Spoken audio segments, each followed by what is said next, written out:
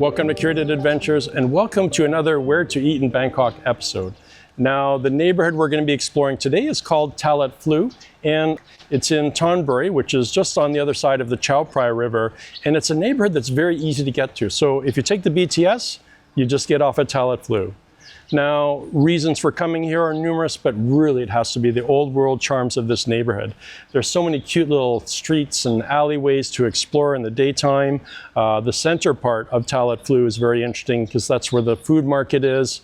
They've got the train station there. And then, of course, there's the Golden Buddha. Now, if you're coming to Talat Phlu, it would be a big mistake not to explore the culinary offerings here in the neighborhood. And in today's episode, I'm going to show you what I think are some of the very best places to eat and drink. So if you guys are ready, let's get to it. Okay, so the first part of our adventure takes us to Wat Klang Market, which is actually just a few minutes outside of Talat Phlu. It's a bustling wet market that's super busy every day until around 10 o'clock or so. At the back of the market is where we'll find my favorite breakfast spot in all of Bangkok. And here, it's all about this amazing auntie, putting out her takes on classic Thai stir-fry dishes, as well as an enticing selection of delicious soups. Everything here is made to order, and you can even watch your food being made. Just make sure you're not in the way. Now, if you're going for the first time, I recommend getting their specialty, pad kaprao, with an egg of course. But if you're ready for the big leagues, make sure to grab a menu located at the entrance. Whatever you choose, you won't be disappointed. Now, I've tried too many different dishes here over the past 12 months, so I'm not going to rate them individually. But what I will do instead is give this place a 9.25 out of 10 rating based on the experience as a whole. This place truly nourishes the soul. Next up, and literally right across the way, is our next spot. And as you can see, it's a wildly popular destination, and for good reason. For starters, you have a lighthearted and incredibly well-priced drinks menu with lots to choose from. There's also Chinese donuts, butter toast, and mini baguettes for light snacking. The cafe itself is definitely a looker, and if you want, there's even patio seating right on the canal where you can catch a view of the Golden Buddha or one of the many tourist boats cruising by. Overall, being here is a purely delightful experience.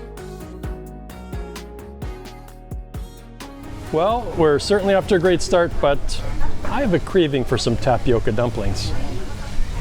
And as luck would have it, I know a place right on the main drag, which I actually discovered during this trip. And I'm sure glad I did, because I'm a big fan of tapioca dumplings, and that's what these guys specialize in. They have a good selection of 6 available choices, including taro, sticky rice, yam bean, bamboo shoot, garlic chives, and cabbage. And all orders come with a savory soy-based dipping sauce that is intensely aromatic and with a touch of heat. For my order, I settled on the garlic chives and the cabbage. Now, the garlic chives were delicious, but the chive and garlic flavors were a little overwhelming for my palate, whereas the cabbage, on the other hand, were a lot more balanced to me and definitely up my alley. But maybe that's because they're also filled with shrimp, mushroom, and carrot. Anyways, I actually liked the cabbage so much I bought another 5 to take home. But during my visit, I also noticed they have chive cakes on the menu, so I guess I'll have to order some on my next visit. Now, as I settle my bill, I'm starting to crave something sweet. And boy, do I know the right place. Man, I can't believe it's been 9 months. I have thought about this place at least once a week, every week while I was away. But the day is finally here. This is my favorite cafe in all of Bangkok. Now, the decor has a clean look, the vibe is relaxed, there's plenty of available seating upstairs and down, and the coffee is nothing short of stellar. But I'm here to satisfy an obsession, and my obsession is with this banoffee pie.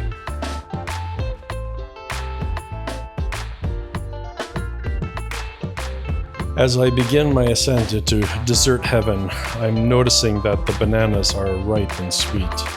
The cream's velvety and rich, and the cocoa powder adds chocolatey bitterness, which tempers the overall sweetness. There's also some chocolate ganache at the base, and the crust is chocolate as well. Importantly, there's caramel too, which is probably why I ordered this pie in the first place.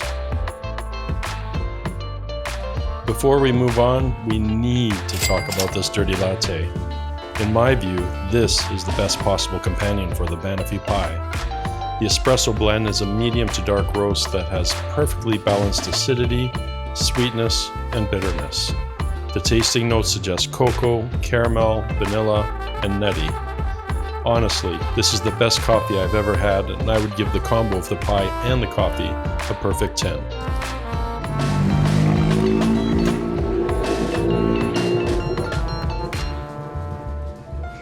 All right, so it looks like I just experienced a very unique made in Thailand moment just now.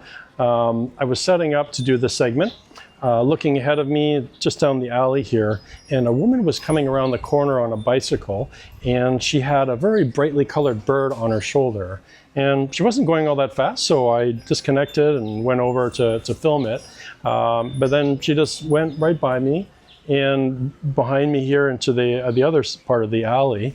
And I didn't think I was going to see her again, but a few moments later, she emerged on her bicycle, no bird, told me that she had just returned the bird home and that it wasn't her bird. So I guess there's always a possibility of making bird friends here.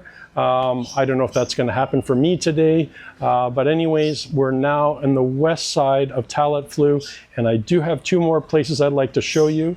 I think if you're visiting the Golden Buddha, pairing these two together into an afternoon experience would be divine. So if you're ready, let's go have a look. I actually had the fortune of discovering this place during my last visit to Bangkok. It's only about a 7-minute walk from the Talat Phlu food market, and the walk getting here makes for a lovely experience. Once inside, you'll discover an oasis of sorts. The courtyard is green and lush. It's actually quite serene. But the real reason we're here is for these yellow curry crab noodles, and I must say, this dish is truly handsome.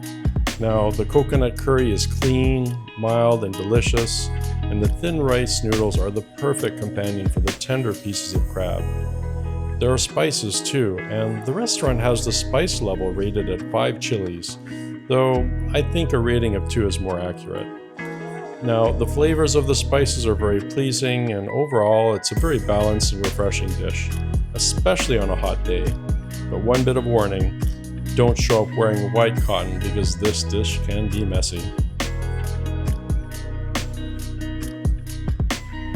After lunch, you should probably go see the Golden Buddha because it's just 50 or so meters down this charming alleyway. And on the way, you're likely to encounter other tourists, but keep in mind, you are in a residential neighborhood. So don't be loud and be respectful to the locals. And if you happen to see that bird, let me know in the comments. Anyways, we're just about there. You can see some tourists gathering at the end of the alley. It's actually a great spot for a photo op.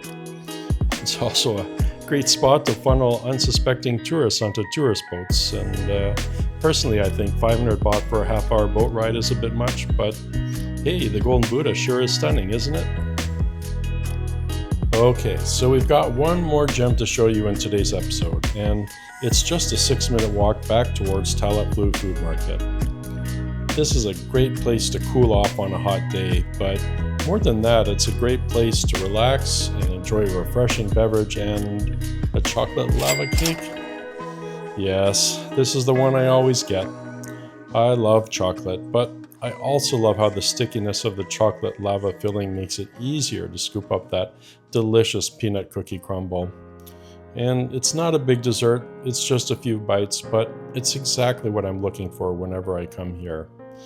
Now, it's important to understand that this place is actually more than a charming cafe with antiques. It's an unofficial museum for the neighborhood. So, after winding down, make sure to spend some time looking around. There's lots to see upstairs and down, including a map which also has the history of the neighborhood. Man, I love this place. All right, so we've reached the end of another episode. I'm already starting to reminisce about Talat Phlu. It just reminds me how much I love this neighborhood.